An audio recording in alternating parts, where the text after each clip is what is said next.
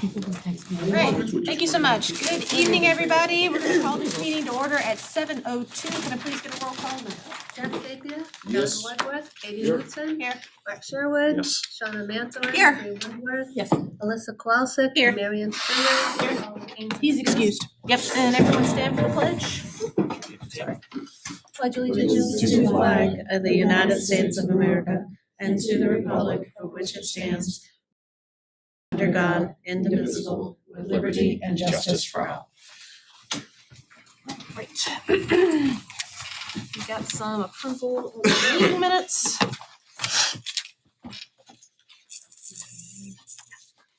Do the 4 public hearings in one motion, or do we have to do them all separately? That's a good question. I guess there's 5 of them. I think if you list the dates, we can make one action, right? Yes. I think we've done, that's what I've done in the past.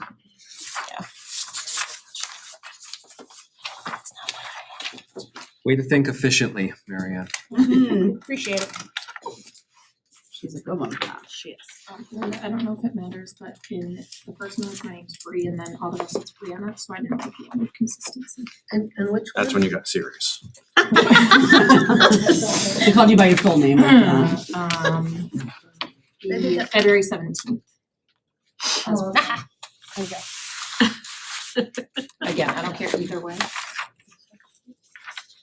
I will make a motion to approve the public hearing minutes of February 17th, February 18th, February 19th, and February 20th. I have a motion by Marianne to approve the hearing minutes. Do I have a second? Second. Second by Alyssa. Any discussion? All those in favor? Opposed and abstain.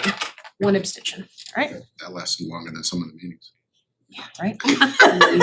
All right, then we do have, I believe, Do we- regular meeting minutes as well. Do we need to say the school board meeting minutes separately? Yes. So so we'll have to Because she do just one. did public. Correct, now we'll have to do one for the regular, and then we Okay, do have to that's set a non-public, so.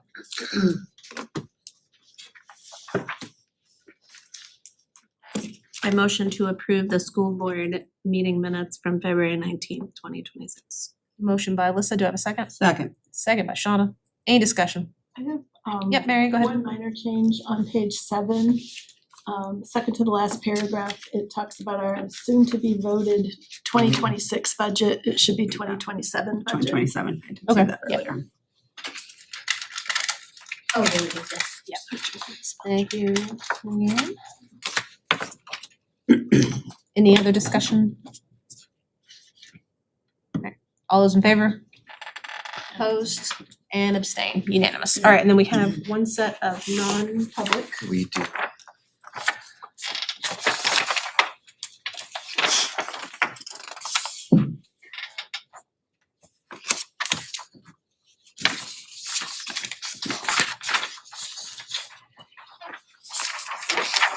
Oops, sorry.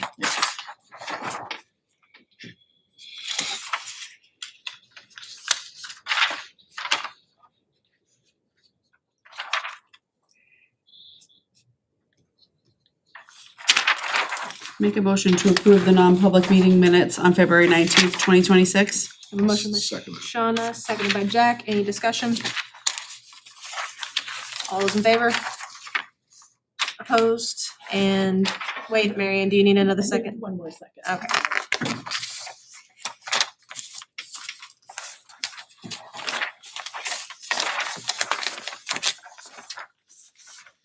All right.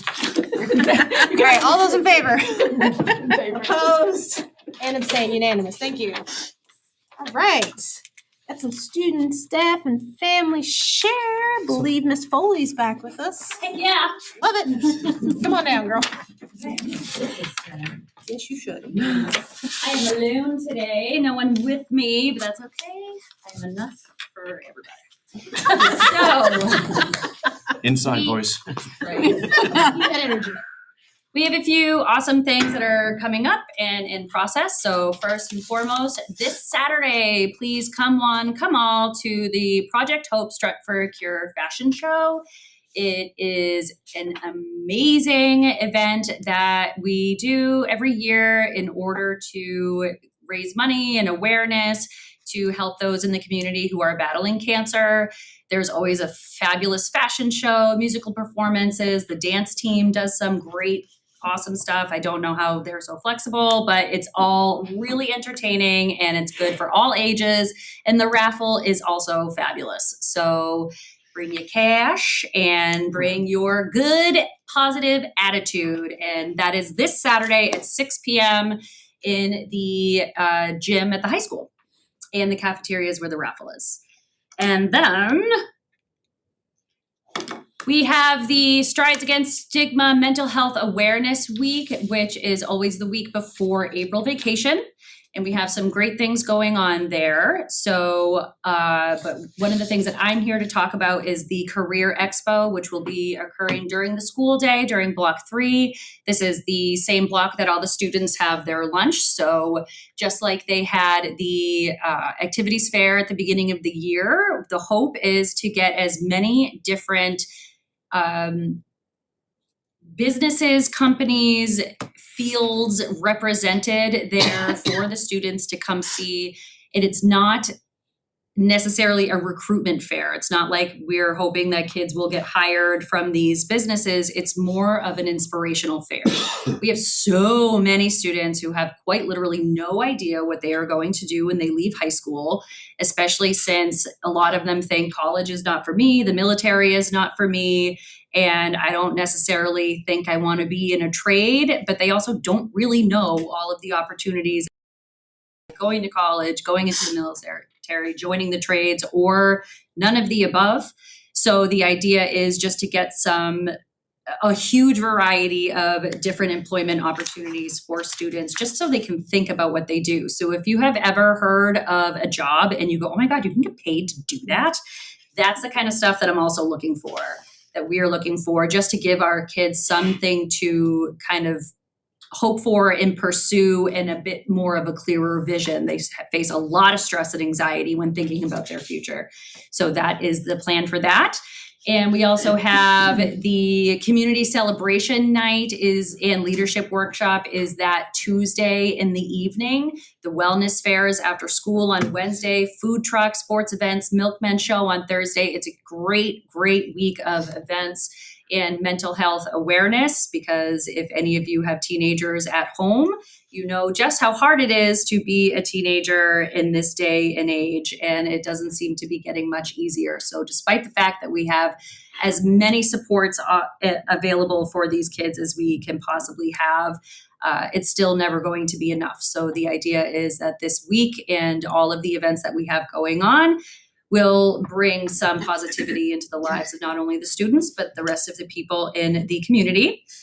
All of you, I've given you the 2 different types of flyers we have for the career fair. Please feel free to share those far and wide with people in the hopes that they will sign up to represent their career at the fair. And then, this is just one of the flyers you have.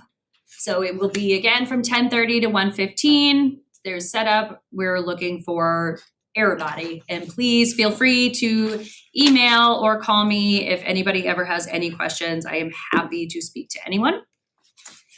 And then this is what we just started. Actually, yesterday was the first day, the SAT prep course. So after school from 2:30 to 3:30, twice a week up until SATs, which I believe are on the 26th of March, or at the very end of March. We have one of our teachers is doing an hour-long SAT prep course, and with the goal of obviously to raise our SAT scores, as we know that the data is suggesting that our schools, not just ours, but many schools within the state are below national standards in a lot of the areas. So the hope is that kids will come and they will not only, it's not just content-based, it's also how do you take a test? How do you, as Mr. Jennison says, the true goal is to learn how to speak SAT. Once you understand the language of the test, breaking it down becomes far easier.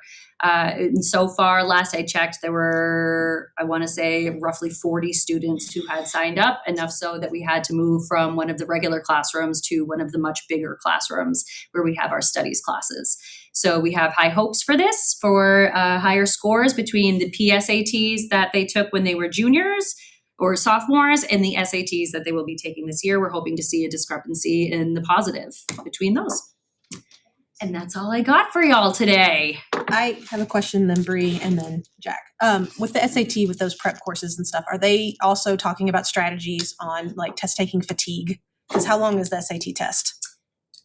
I want to say it's roughly 4 hours. Yeah, that's 4 hours to sit and study content and everything. Are they talking about prepping, like how to combat fatigue, like things to eat the night before, the day of? That's an excellent question and excellent suggestion. So I will bring that to Tucker either tomorrow or Monday, whenever I see him next. Bree. I know for our proficiency score, science was also a topic area. So is science ever hit on these or no? Not on the SAT, because the science is the SAS test, but I do believe that we have ideas for something in the works for the science test, the New Hampshire SAS. I'm not quite sure, so, but hopefully we do. I like the way you organize that, you, Brittany. Save the best for Are we last. throwing man. a pep rally?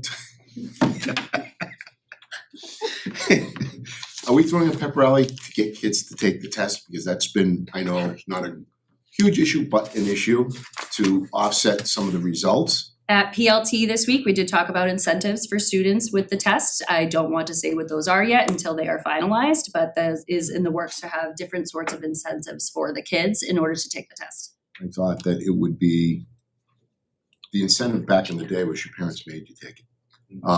So.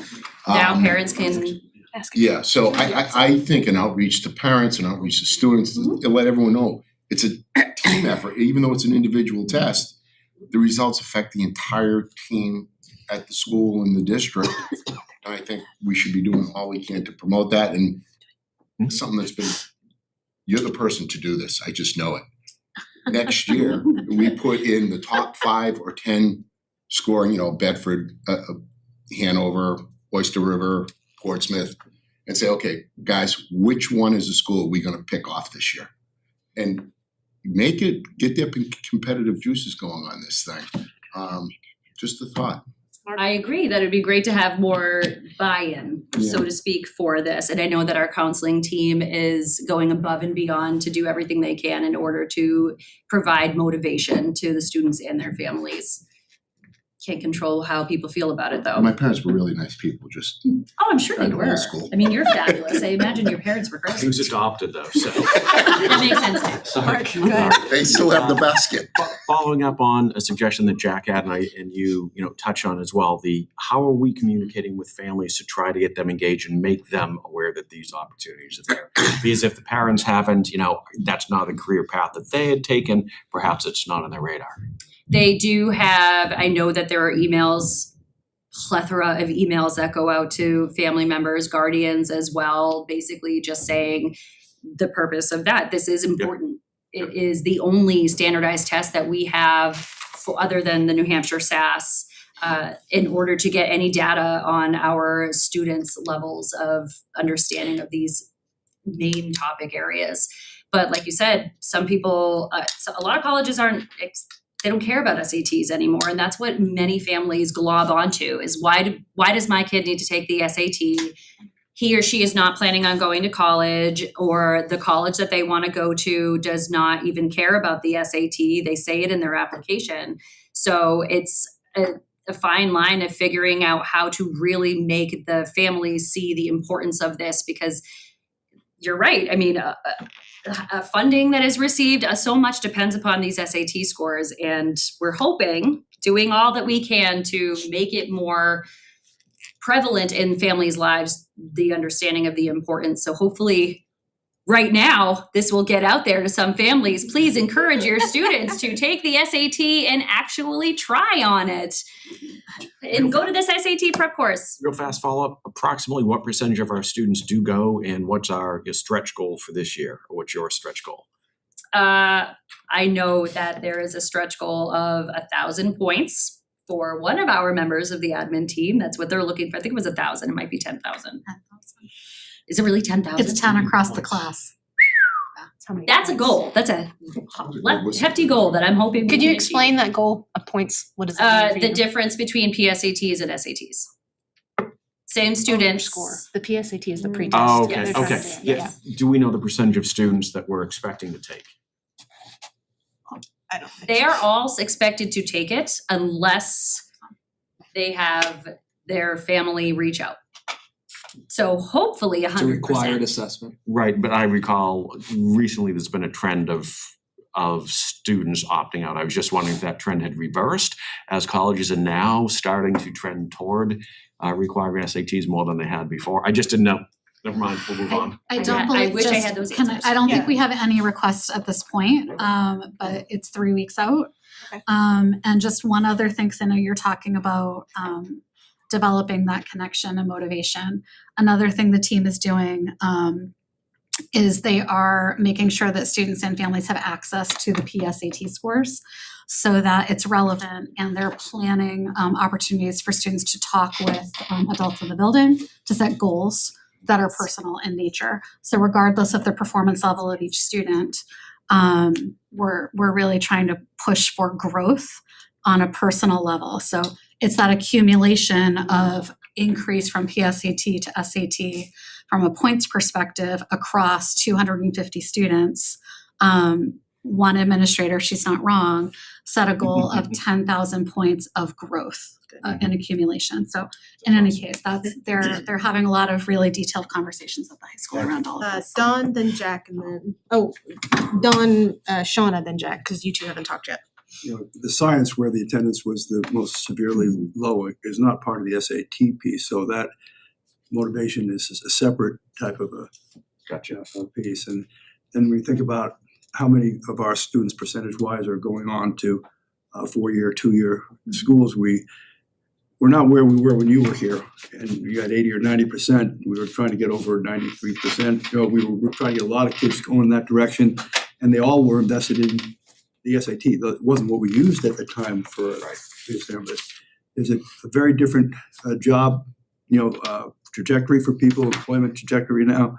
So it doesn't mean as much to them just, beyond what we promote and establish, through whatever incentives we can put out there or encouragement. For all the kids that are trying to go to good college, they will look at anything that's on the transcript. The colleges will look at it.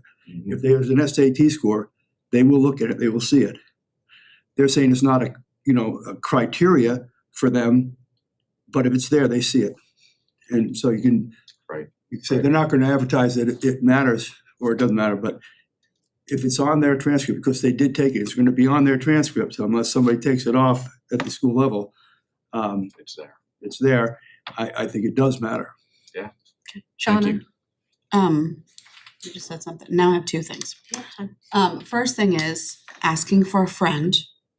If you have a junior who didn't get their PSAT scores from last year as a sophomore, and a parent wanted to know how to do that, who do we call? How do we access? So, a couple of things. If an imaginary student took it as a sophomore, it would not have been administered at the sophomore year at the high school. Mhm. So we administer it in the fall of junior year. Mhm. So it would have been last fall. It's a login to the College Board account. If they don't have it, they should speak to their counselor.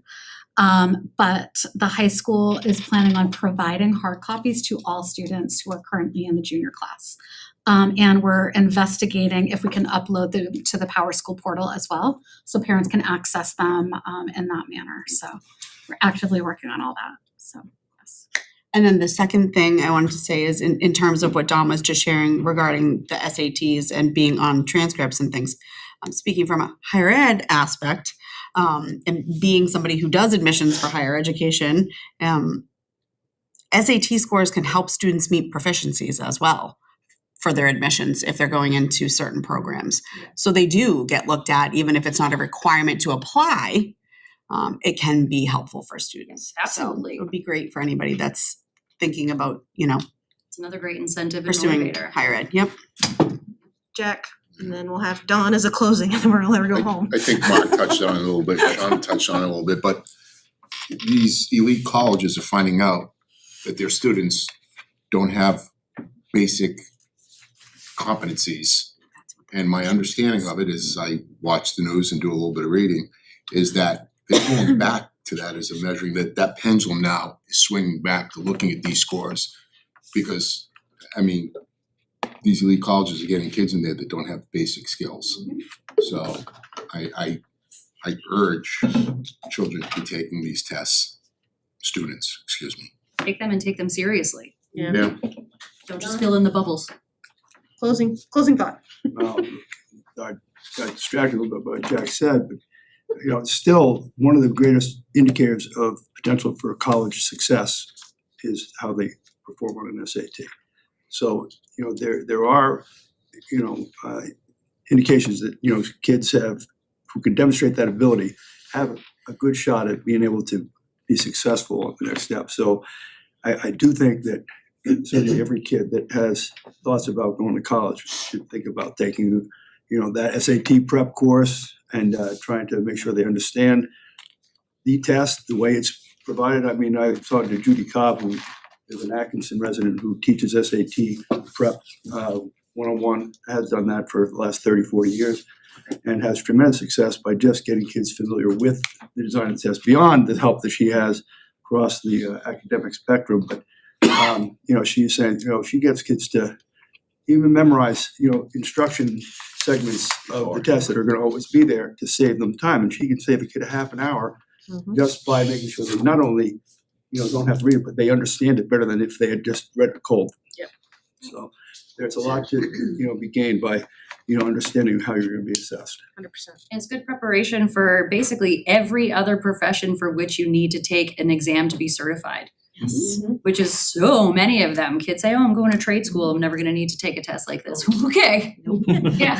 Good luck on your electrician's master exam.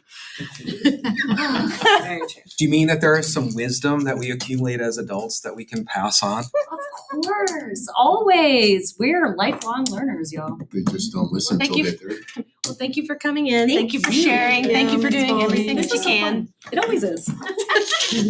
Have a great weekend. Everybody be safe. You too. Yes, you too. Same. Thank you. Thank you, Ms. Foley. Thank you. All right. Next, we have delegates individuals, and I believe that Miss Marion Springer will be speaking for Nola Whitman.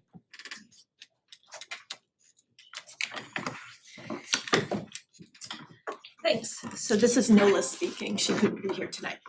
Good evening. In the spirit of transparency, I will or have submitted the following right to knows since I'm having problems navigating the new website. I realize it's still under construction, so I am forced to ask for assistance from the SAU offices. Right to know number 1, policy KCD, public gifts and donations. Congratulations on accepting and will be receiving 2 $3,000 donations at the last school board meeting. I realize that we have not seen or heard any other donations mentioned in the past few years, which prompted me to look further into that policy. Paragraph 4, last 2 sentences read, for gifts of less than $20,000, the board will post notice of the gift in the agenda of the next regularly scheduled board meeting and will include notice in the minutes of the meeting in which the gift is discussed. The acceptance of all gifts will be made in public session. Since it's not listed in the school board meetings, which I believe is the minimum requirement, I'm requesting all donations since January 2024 to present to be listed by donor, total amount, and purpose of gift donation. I apologize if I interpreted the policy incorrectly. Any small contribution is greatly appreciated by all and should be acknowledged. Right to know number 2, list of extracurriculars at the high school. I heard that the high school offers over 200 extracurriculars for student participation. Seems to be a huge number in my opinion, and I was looking for verification. Is it possible to have it broken down into categories? Athletics, student government, academia, music, theater, and others? I would like to know names of different groups, number of participants, number of faculty advisors for individual groups, and stipend amounts. I understand there might be a binder. My curiosity is about how much of the budget dollars are used to support the extras, which I'm sure is just a minimal amount overall. My understanding is that the information is kept in a binder, so I'm hoping it's not too time-consuming task. Thank you in advance, and I appreciate your assistance with my inquiries. That's from Nola Whitten and Dan. Any other delegates or individuals? No, alright. Can I get a motion to move the last 27 minutes of delegates and individuals to the end of the meeting? So moved. Moved by Mark, do I have a second? Second. Second by Shauna, any discussion? All's in favor? Unanimous, alright, moving on. Do we have a student rep? No. Cam has a conflict tonight, but the one key thing, and I know that Ms. Foley already talked about it, but just again highlighting the Strut for a Cause over at the high school on Saturday. It's a great event, all 4 towns can participate. I've attended, I know the admin team has been there in the past, so if you've got time Saturday night, love to see you there. That's the one thing Cam wanted to emphasize. Alright. Alright, moving on to current business, let's see. So on your agenda, it says student service budget transfer, but actually the first thing that's gonna be in our packet is the overnight field trip request. So we're gonna do that first. So we do the food field trip first? Yeah. Okay, It just flows better that way. so let me find it then. All right, you got a executive summary in front of you for March 5th for a 2-day, one night hiking trip for Timberlane Regional High School students to Crawford Notch State Park. It's in partnership with the Appalachian Mountain Club. This is the same group that the board has approved of and going before on some other excursions. I will also be attending this one with the high school team as well. Couple things to point out to the board. This project is totally 100% fully grant funded. It's through the AMC. We also have a transportation grant to get the kids there from the National Energy Education Development Project, or NEED. So no cost to taxpayers and no cost to students to do this, fully grant funded. They get up there, they have an overnight, all their lodging is paid for, their meals are paid for, and they've got 2 separate kind of hiking excursions, one on Saturday and one on Sunday. It'll be springtime, it'll be beautiful. The winter hike that they took, I think we've bragged about it here Yeah. before with Mr. LeCain. There was no wind atop that mountain, and it was pristine. So really hoping the kids get great weather. And just wanted to recognize the staff members that go on these things as chaperones. They do it without stipend or with any compensation. They're doing it because they believe in being outside and allowing kids to experience the great state we live in. So we're looking for approval for that overnight. Jack. Yeah, I think this is great. You went on it last year, right? Had I a go great as many time? times as I can. Okay, so with that said, even though this is free, I would urge anyone listening tonight to make a donation to that. I bought a membership for my daughter as one of her birthday gifts, and these guys do a lot of work maintaining the trails and providing shelter and all that. So if you get a chance, make a donation to the club. It's a worthy cause. Yeah, Megan? With this being 10 students, how are the students selected, or are they a part of a group? Part of a group, and it's all voluntary. And this one, I think that they've already actually had a hand in planning out as similar to some of the other ones about picking this one as something they want to do. But it's a student opt-in experience. Nice. Any other discussion? Someone wanna make a motion? Make a motion to approve the overnight trip request from May 30th to May 31st for the purpose of hiking Crawford Notch State Park. Motion by Second. Shauna, seconded by Bree. Any discussion? Alright, all those in favor? Opposed and abstained, unanimous. And again, this is totally grant funded, which is very appreciated. Alright, next is student service budget transfer request. Hi, good evening. Hi, Ginger. So I submitted the executive summary that's in your packet requesting 3 budget transfers over the $25,000 amount. As you can see, essentially what I'm asking to do is relocate existing funds within my budget to other budget lines, and I'll go through them. I have excessive funds, I wouldn't say excessive, but more funds in my middle school out-of-district tuition line than currently is what is needed. What I'd like to do is relocate some of those funds to both my elementary out-of-district tuition line and the high school out-of-district tuition line, so I can just distribute those funds to pay those tuition invoices for students at those developmental levels. So it's just the way that the money was budgeted. I don't have as many students at the middle school level as I do elementary and high school, and so that just needs to be, like I said, reallocated. The other request was to move $85,000 from my psychological contract service line to my special education contract service lines, as we've talked about at the meeting. That special education contract service line is a line where we're going to need additional funding. And looking at my budget, it did appear that I had some additional resources there from when we redistributed the personnel, when we transferred the money from the personnel lines that we had available. We kind of distributed those across 3 different budget lines, and it looks like I had more in psychological services than I needed. So I would just be looking to transfer that to contracted services. Anybody have any questions for Ginger? I do. Bree and then Jack.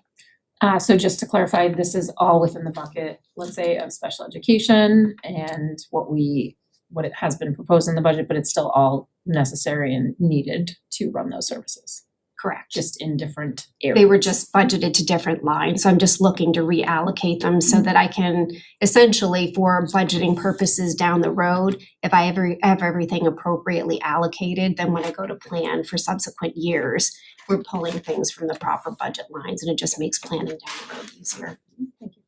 Jack and then Dawn.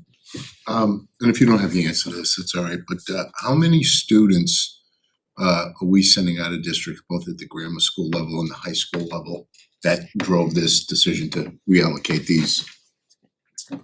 If you give me a moment. You can I call me can- back tomorrow. It's, Okay, yeah, I you know, do have that information available, All just not off the top of my It head. was curiosity, thank you. Dawn. Just checking, you think this is a prioritization, move, or are we underfunded? I mean, in general, yes, we're underfunded this year, particularly around contracted services. I would say our out of district tuition lines, we have an appropriate amount of funds, approximately, but a lot of times, we make projections on where we think we're gonna need those resources, again, based on whether or not we have students at the elementary, middle, or high school levels that might be transitioning out, kids that might be transitioning in. It's a projection. And so I think we just projected last year, we may have more students at the middle school level than we did at high school and elementary, and it just didn't turn out that way. My concern is, glad that you have that figured out, that we're gonna have more of this later in this year as we're gonna need to do transfers to meet the bottom line for needed things as they arise. Yes. Yes. So, And these new expenses, we're running a very tight budget this year. Is this all being projected in the overall bucket? I'm sure, but I should ask that question. Yes. Somebody should. Yes. Okay, Good thank question, you. Jack. Any questions for Ginger? Make a motion to accept those budget transfers in the amounts and accounts specified in the special education budget transfer request dated March 5th, 2026. Motion by Shawna, do I have a second? Second. Second by Dawn. Who's quick? Give it to him. All right, any other discussion? All right, all those in favor? Opposed and abstained? All right, unanimous. All right, next, admin report. I'll go first this time. All right. Come down the line, so this Jim will reverse the order here. First thing I wanted to present tonight is, again, around the fiscal 26 voted budget and the things that we have done to get to Jack's point about aligning to that voted budget, and then some new things I'm gonna introduce to the board tonight that we're gonna continue, or new things we're gonna start doing. The first is, like I announced in February, that we had a spending and hiring freeze, so just wanted to reconfirm that that is still in place and it is still something that we're gonna be pushing forward throughout the district. A new piece that I am gonna do after some conversations with both Maria and the district's legal counsel today, and Sandy, is I'm gonna write a letter to the commissioner, and I'm gonna be citing RSA 3211. And really what I'm doing is citing authority, or asking for authority to expend additional or unanticipated revenue that we received this year. And we want to get that authorization so we can use it to offset some of the special education costs. And what I mean by unanticipated revenue is that we would have projected, say, $500,000 for tuition on a line, and maybe that line is coming in at $700,000. So we have $200,000 of additional revenue that I need to ask authority from the commissioner to spend. Right? And I'm able to do that through RSA, but once we can do that, that'll help some of the bottom line budget number. All right. The other things that we're gonna do is that Ginger and I are gonna continue to work really closely together, and when we're looking at that SPED contracted services line, to continue to narrow and refine that down to get to the penny about where that's gonna be. So that's gonna be continued work. New work is Ginger and I are gonna start looking at potential students that may qualify for catastrophic or special education aid in fiscal '27 that may have been unanticipated for us this year, and see if any of those costs are reimbursable to us this school year. So we're gonna investigate that as well. The other things that we're gonna do is I'm gonna email or reach out to the Board of Selectmen and the town managers in all 4 towns, and this is something that I could ask for your help in too. I'm gonna be very clear about how important it is from now through July that the towns are on time with their apportionment payments. That will greatly assist us with cash flow. We're in a different fund balance situation we have been in years past. So anything that you folks can do in your communities to assist with that communication of the town and to the Board of Selectmen would be greatly appreciated. And the last thing I'm going to do is I'm going to have a conference call with First Student. We've got our last year of our operational contract with them right now. We've got the ability to go in for 2 optional years. We've talked a little bit at this table that that's really probably a really good fiscal minded thing to do, because those optional years were created before they had their new collective bargaining agreement. So in doing that, I'm going to continue to push First Student. They've been great partners in the last year about looking at some of our transportation needs this year and seeing if we can work some forgiveness in terms of what we maybe would need to fully expend with them, knowing that we may be moving forward with another 2 years of work with them. So I'll report back about where that stands. That's fiscal '26. I got a lot more things to talk about, but. Can I just ask one quick question about the First Student?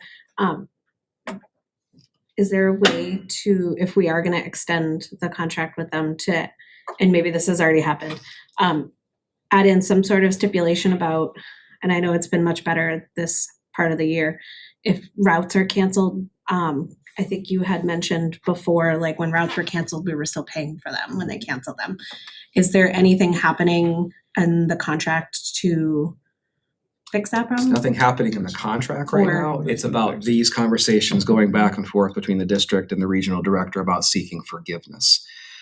We can look into if we can open the contract. That's not my understanding, Alyssa, is that we would just be executing the same contract language for the 2 optional years. But I will look into whether that has to be a negotiated piece or maybe it's an opener we can do. But we were also talking about looking for language that had penalties for the transportation companies, as opposed to saying we just can't meet your needs. Right. Because those are sometimes in some of the regional contracts that I've seen. Yeah. Okay, thank you. Yeah. Any more on that? No, go ahead. Open enrollment, update with that. Again, to remind you, House Bill 751. I had shared a letter with you that was titled an open letter on the risks of statewide open enrollment a while back. I signed on to that letter. A few of the members of the board on budget committee signed on to that letter. I want to let you know that that letter had a direct impact, that it allowed the House bill to be delayed again, and then finally sent to conference committee for amendments. So what that means is when residents across New Hampshire go to the polls next Tuesday and they're voting on their district budgets, statewide open enrollment will not be the law at that time. And that was not the case maybe that we were projecting a few weeks back. So that is set in stone. Continuing to advocate for what we think is best.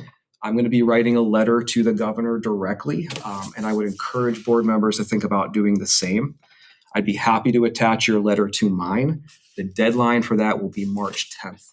So if you're interested in writing to the governor directly about sharing thoughts on, again, not open enrollment, but statewide mandated open enrollment, not Timberlane choosing to participate or not, but requiring all districts to do this, I would encourage you to share your voice about that. The other thing I'm doing with that is I've directed Maria to do some calculations on our behalf of what would the cost be to Timberlane if 1% of our student body opted for open enrollment, or 3%, or 5%.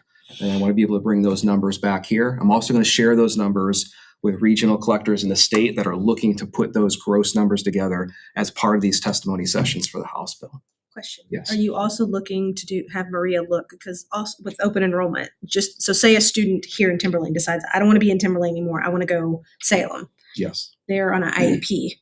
Is Timberlane still responsible for any special education that child needs at that other school? Are we still footing the bill? Yes. Have you all looked at Maria doing an exercise of what that would look like? We could do that. I think you should. Because not only are we losing revenue, but then we're on the hook to pay. Agreed. Okay. And again, this is not lost on anybody, right? These would be local tax dollars raised and appropriated by the residents of these 4 towns being sent to other New Hampshire communities. Right. Jack, did you have something?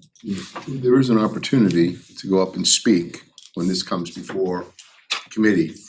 And do we send someone up there potentially to speak? I think as many of us as can go up there would probably be the best Well, thing. When I that's get what those I'm- dates, I will advertise to this group about potential for testimony. Thank you. Don, did you have something? Just thinking about the special ed piece and thinking about how hard it is to just give a blanket estimate on that. Oh, I know. understand, but if they're doing the exercises, Yeah. that was all it was. I know you can't blanket it, yeah. And thinking about whether that's good for the community in any way, shape, or form. I just can't imagine, people wanting to have to send their kids somewhere else, or just because they can, what that does to, a student's, emotional well-being, leaving friends and, changing their environment, going someplace they haven't been before. So it's a scary thought to me, where we're headed in terms of that initiative. All right. Third thing, facility director, Mark Branner started with us. His first day was Monday. This week we set out kind of 3 priorities. One was we brought Mark to every single one of our school buildings, met individually with the admin teams and the front office teams there. So those connective points have been built. Second thing was we began transferring over to Mark from Doc Martin the 9 crucial facility platforms that he will be responsible for running. It'll be a slow, gradual process, but we're starting to build that access. And lastly, we spent a lot of time this week talking about the organizational structure of the facility departments, meeting with the different sects in there, and starting to talk to Mark and developing ideas for efficiencies and improvements kind of moving forward. But wanted to set the stage for what exists for him, so we can get his feedback and expertise through the coming months about what it's going to continue to look like. So is Dr. Martin having a hard time letting go, or is she smiling? Dr. Martin cares deeply about her work and talks a lot about gradual release. She wants to do it the right way. The most important thing to get released, I think, is the alarm calls at 1 and 2 and 3 in the morning. So it's been a great week with Mark. We're really happy to have him here. Couple of date stuff. We talked about a school board candidate forum. We had anticipated maybe a Friday date. I know I wrote to the members of the boards whose seats were up, but wanted to share with the community that the kids are not going to be able to hold it this year. They couldn't pull together just the conflicting schedules and timing with everything. They worked hard. They learned a lot through this thing. They are psyched to put on a forum next year. They're just going to get a little bit more time to get ready. So we'll be here to support them when they're ready to do that. We had 150 fifth graders at the middle school last night with their families playing dodgeball. That's more than 50% of the fifth graders and their families across our district. The Nice. gym was packed. It was packed. It was loud. Just a great transition for get kids up there to get into the building, to see the staff. And the families were walking through the school, like looking at lockers and classrooms. And it was a really cool evening. So took a lot of work to kind of pull that off. So thanks to the admin team that did that stuff. I'm also going to be meeting with Senator Gannon on April 3rd. Senator Gannon is the senator from the 23rd District, and he's also representing the towns of Sandown and Danville. Going to meet with other regional superintendents, be sitting down and talking about some of the key educational bills coming up in the next spring session. Really looking forward and that he accepted that invite, and we've got that FaceTime with him. And weather call went out. We have a delayed opening tomorrow. We're going to reassess in the morning about where we are. 2 last things. I presented some short and midterm and long-term asks of you last board meeting. I'm here to do it again for the short-term piece. This was again helping us align and getting some board participation on the voted 26 budget. come Tuesday night or early Wednesday morning, we'll have a voted 26 budget and we'll need to align to it. I'm really looking to start setting up those times beginning on maybe Wednesday or Thursday next week. So if there are any board members that want to participate in that work with my team here, please do let me know. And I will send you whatever calendar that we're going to develop. Just to clarify, 27 budget? I think I heard 26. Oh, 26. Did I say 26? 27. 27 You are spot on, Bree. Thank you. Yes, not the one we're currently living in. That would be a nightmare. So Wednesday or Thursday, we're going to look to get that group together. Our timeline is we have really until March 30th to submit a line item budget. So we've got some time, but not a lot of time. All right. And lastly, you have your reorg meeting coming up the next time that you guys are together after the town vote. And just wanted to let you know, if you haven't kind of marked your calendars, and this is maybe more for Katie, that the budget committee will also have their reorg meeting after the vote, and that will take place on March 26th. So the Thursday after your reorg meeting. In that meeting, we'll set the calendar for the year. And then really that group does not do much of anything as a committee until September. So we'll have some time to talk about how we want to strategize as a group here before. Did you have something on? Question Yes. back on the fiscal 26 budget. Yes. No, 26. Oh. The current one. First thing I talked First thing about. you talked about, yep, the first thing you talked about. Yes. Unexpected revenue, if you have the authority to spend that this year. So that is revenue we've already received. Not yet. It's revenue that it's revenue but we didn't above our expect. projection, what we projected, Okay, right? Because technically, like, we're not authorized to spend that. So we need to seek authorization. That's what I'm learning here through this RSA. okay. And then you also mentioned special ed aid for next year. Yes, Getting it this year and Yes. spending it? yes. So I'm learning. Well, we need it next year. Next year. There is a ways for districts to access funds when they have an unanticipated special ed cost in a year that next year they can reasonably forecast that this student may also qualify for sped aid. They could seek reimbursement for their current costs this year because they weren't known But when the didn't budget. know about Does that it. make We didn't- sense? We didn't apply for it because we didn't know We didn't- until. Planning Whether the 18 student months in maybe advance. didn't live here and moved in, Right. or maybe the student's needs developed in a way that now the amount of services are robust and they weren't a year ago. So looking really closely and identifying, are there any of those students that were experiencing costs now that we didn't anticipate? And if so, how do we move forward with potential reimbursement channels? Is there a risk in that? No risk. Oh, so you anticipate if you apply, you will receive it. No, you apply. So there's risk, yes. Whether we get it or not is up to them. It doesn't put us in jeopardy of not getting it next year. Or it costs you more out of some other resource next year. It wouldn't have any impact on next year. It would be a way for districts to recoup costs in this year that they did not anticipate required for special education costs that may go 3.5 times over the student cost because that student needs weren't on a horizon when that budget was developed, potentially It's just 24 months more ago. the way you phrase it, we can apply for it. I thought, well, then could somebody say no to that? Yes. Yes. Right, so But the cost is there. The bill's coming in the mail. the bill's coming. Right. Bill's coming. It's a tough situation. Too bad we can't budget enough to not go through that game. Imagine. But these are good avenues that we're discussing, or that we're figuring out exist, that we can, pull the levers and see if they are working for the district. Well, thank you for thinking outside the box and going down those Yeah. pathways. That's all I have. I have two primary things. One is that next week, on the 10th, we have a professional development day.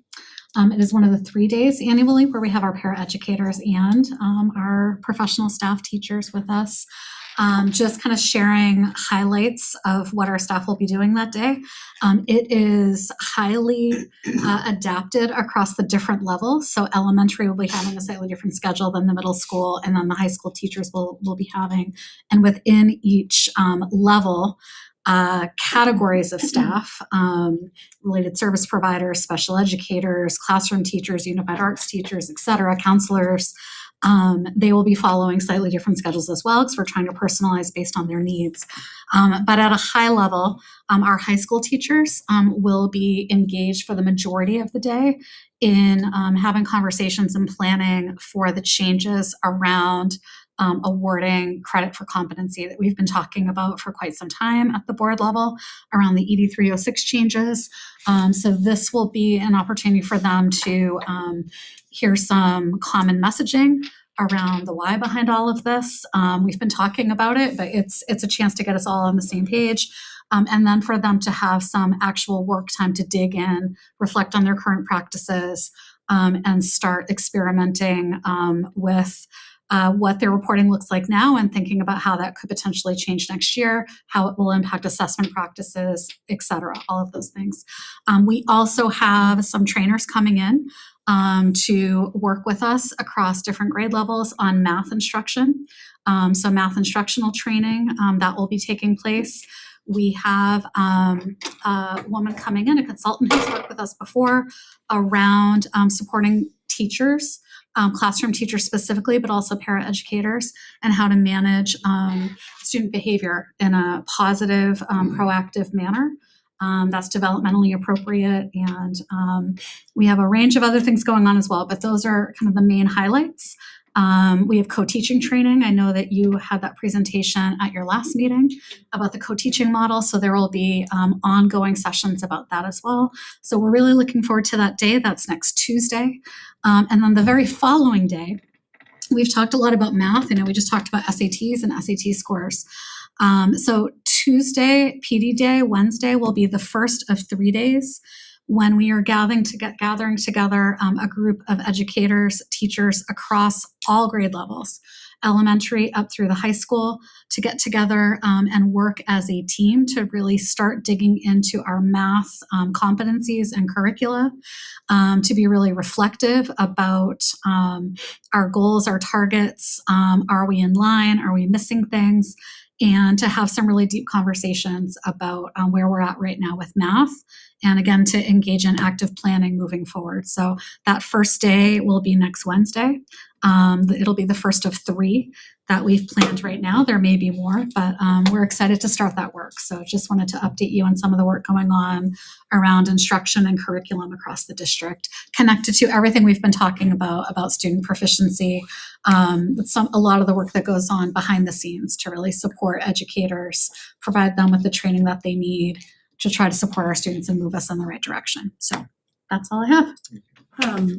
Before we move on, Yeah. you all came and you talked about the data, all the data you were Yes. collecting and going through, and now you're gonna have this. Could you all come back to the board and actually tell us now what you're gonna do? Like how are you gonna move with that data and like goals, expectations? Not just we're getting data and we're diving into it, but like Sure. this is what we are doing. Absolutely. Just at some point. Yeah. Okay, thank you.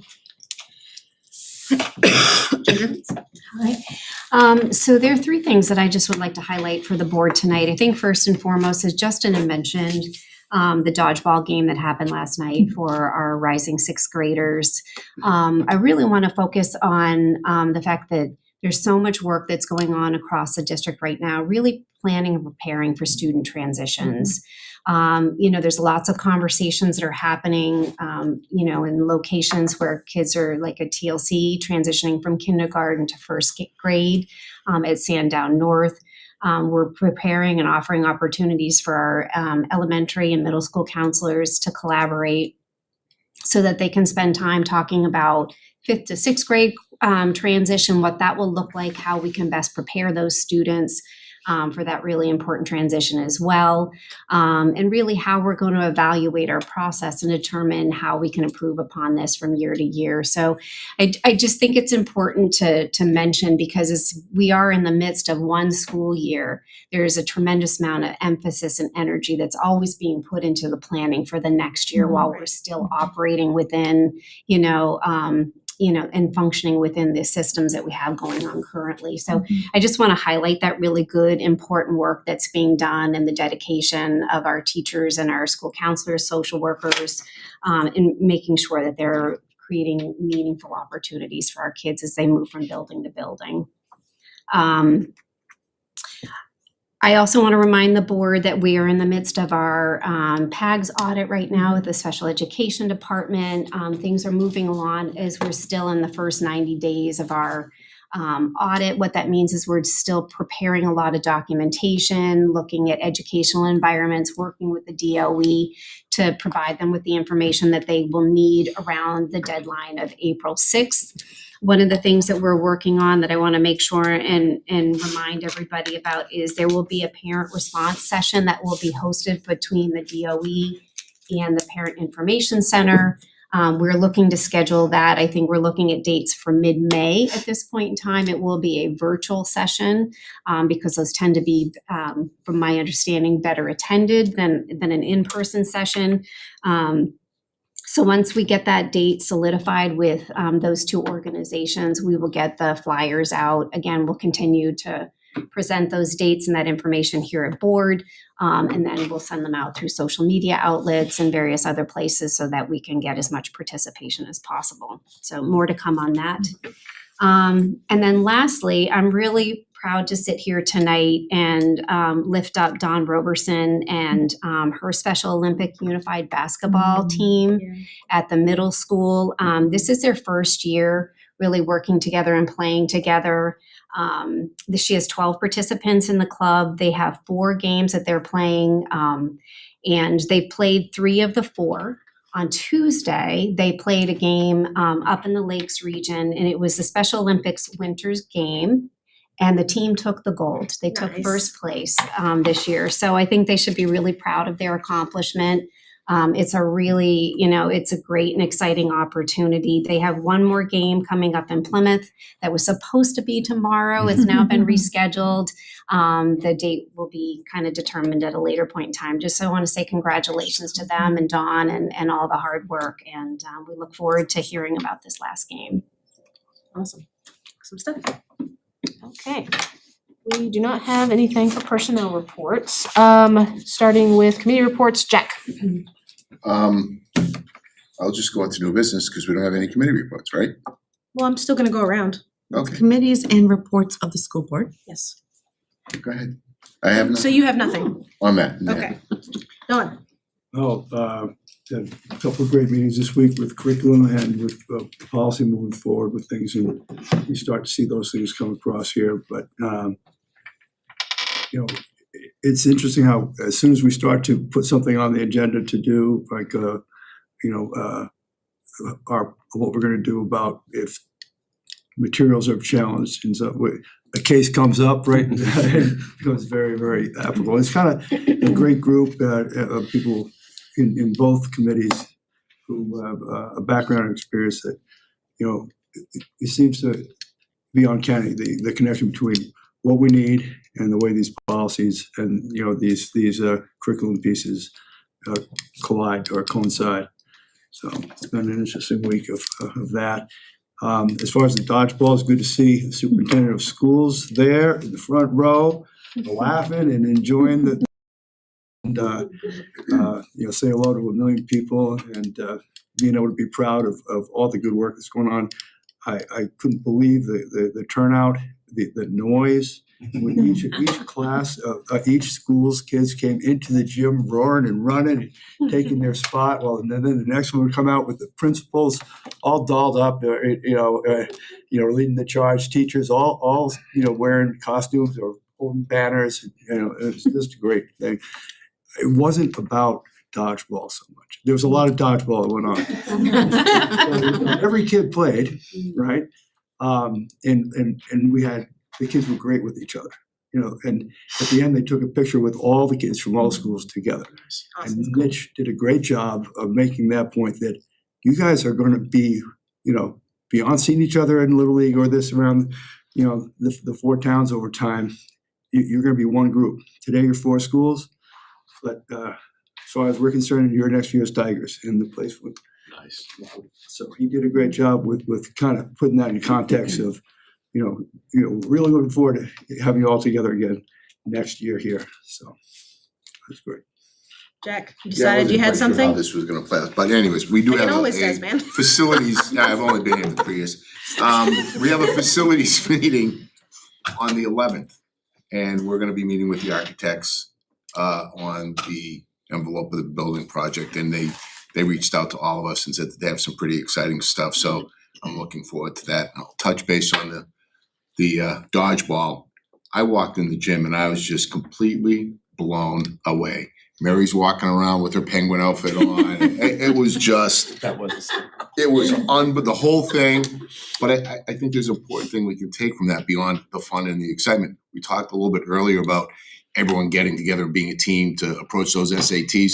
You've now developed a culture. I mean, the only thing that even comes close to that is lip sync, which is, again, the same type of spirit, the same type of camaraderie. And if we could drive that through to everyone working together on the SATs, I think it was phenomenal.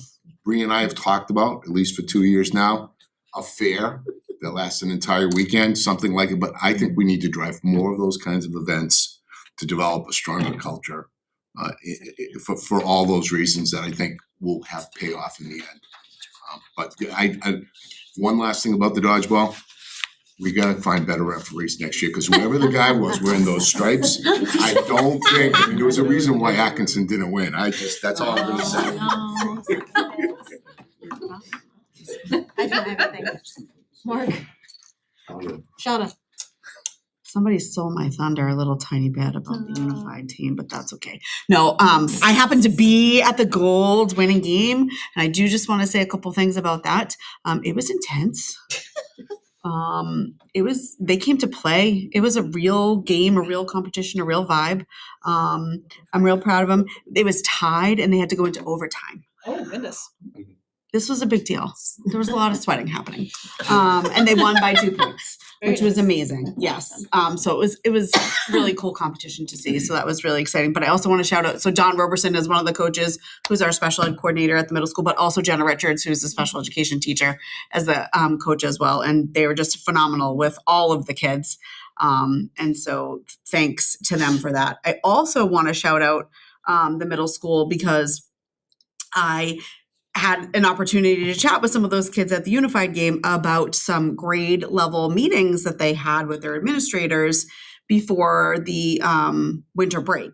So Mitch and his admin team pulled each grade level into the pack and did essentially like a little mini pep rally related to student achievement, different versions of success, and talked about testing and how pretty much nobody likes it. And they're all on the same page and not liking it, but it's, a part of progression and a part of our responsibility. As students, as teachers, everybody has the shared responsibility about taking tests. And so there has been some healthy competitions created. Good. And a little bit of an ember is flaming. So I'm very excited.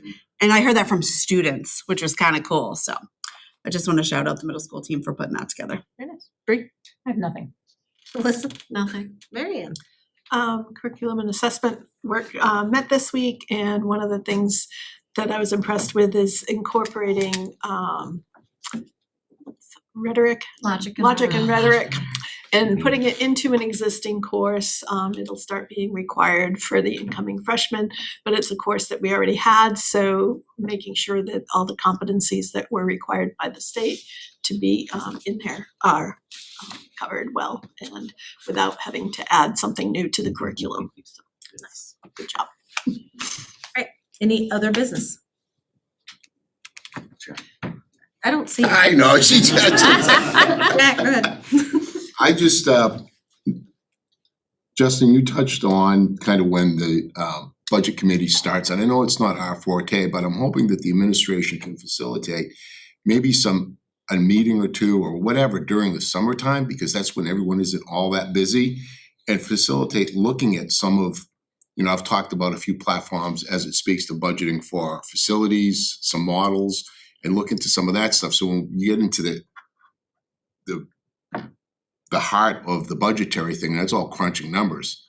but maybe getting everyone together to look at things that potentially are outside the box that are creative. So, I like the idea very much of thinking about the budget process differently. thank you. Marianne? Yeah, I just wanted to remind people last meeting, I mentioned about deliberative logistics and procedures and looking into them. If anybody has heard anything from the community about that, I've started putting something together on things that I've heard, so I'm hoping to bring that back at a future meeting, but if you hear anything, send it my way. Alright, we don't have any other delegates, individuals, any other meetings. Well, this is our last board meeting before voting. Good luck to all of you that are running. Hope to see you all back, but if not by some unfortunate event, it was really a pleasure going with and working with each and every one of you, even though we've had some issues, but it's okay. You had issues? Come on. So, but this has been a really good group to work with. It's been challenging, but in a good way. I think we pushed each other in a positive manner, and I think the district is better for it, so. You don't get the last word. No, Let me have it! I don't want the last word, but I do want to give a golf analogy, and I thought this was really cool. It's the last day of the Masters. It's still, well, you may never have to hear me again, who knows? It's true. It's the last day of the Masters, and Rune Howledge is up in the booth, and he brings two golfers up there, and he says, "Can you guys tell me what you look for in a great golfer?" And the first golfer says, "Well, it's how you address the ball, his backswing, and how he stays down on the ball, and a smooth follow through." And he says, "Wow, that's really, all those things are really important." And the second he looks at the second golfer and says, "What do you look for?" And he goes, "I look at where the ball lands." So I think you guys have done a great job of making the land ball in the right place. Nice, you wrapped it down. Nice. You like that, Mark? I'm glad Mark's back from his 4 vacations. Alright, we have no other delegates or individuals. We do have to go into a very short non-public. Shauna? Make a motion to go into non-public under 91-A:3 subparagraph C. Motion by Shauna, do you have a second? Second. Seconded by Mark. You raised his hand quicker. Can I get a roll call vote, please? Yes. Moving to I'm so sorry. I ran out of paper. I'm sorry. Move it real quick. Jack Sapia, Yeah. John Woodward, Yes. Katie Newton, Yes. Mark Yes. Sherwood, Donna Manther, Yes. Bree Woodward, Melissa Yes. Clausen, Marianne Springer. Alright, we will only be back to seal the minutes, but everybody get out Good night, there safe and drive. vote. Yes, and safe driving. Adios. Alright,